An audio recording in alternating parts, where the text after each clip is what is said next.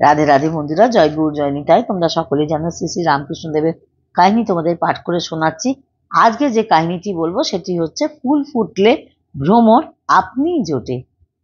ফুল ফুটলে ভ্রমর আপনি জোটে।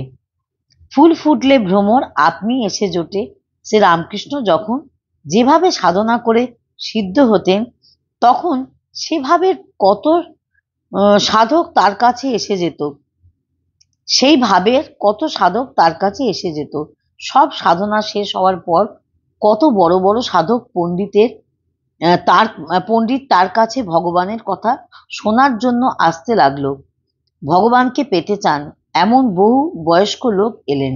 স্কুল কলেজের ছেলেরাও অনেকে এলো। ছেলেদের শ্রী রামকৃষ্ণ খুব ভালোবাসতেন। তারা ফুলের মতো পবিত্র কিনা। কেশবচন্দ্র সেন, বিজয় কৃষ্ণ গোস্বামী, মহেন্দ্রনাথ গুপ্ত, গিরিশচন্দ্র ঘোষ, বলরাম বসু, সুরেন্দ্রনাথ মিত্র প্রমুখ কত নামকরা লোক ও ভক্তেরা এলেন। নরেন্দ্রনাথ দত্ত স্বামী বিবেকানন্দ, রাখালচন্দ্র ঘোষ স্বামী ব্রহ্মানন্দ, শরৎচন্দ্র চক্রবর্তী স্বামী শারদানন্দ প্রমুখ স্কুল কলেজের ছেলেরাও এলেন। সবাই কত কথা শুনলেন তার কাছে। মহেন্দ্রগুপ্ত শ্রীম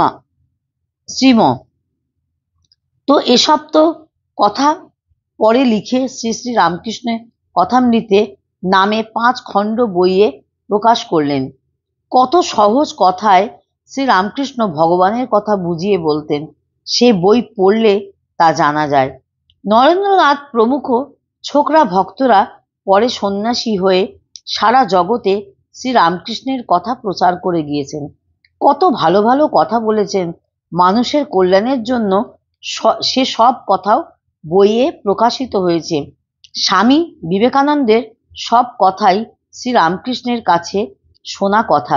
শ্রী রামকৃষ্ণের একজন গৃহী ভক্ত অক্ষয় কুমার সেন রামায়ণ মহাভারতের মতো করে পদ্য শ্রী রামকৃষ্ণের জীবনী লিখেছেন।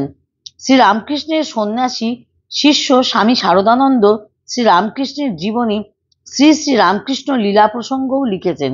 এইসব বই থেকে তার কথা আজও আমরা জানতে পারছি। সব সাধনার শেষে রামকৃষ্ণ পাশে।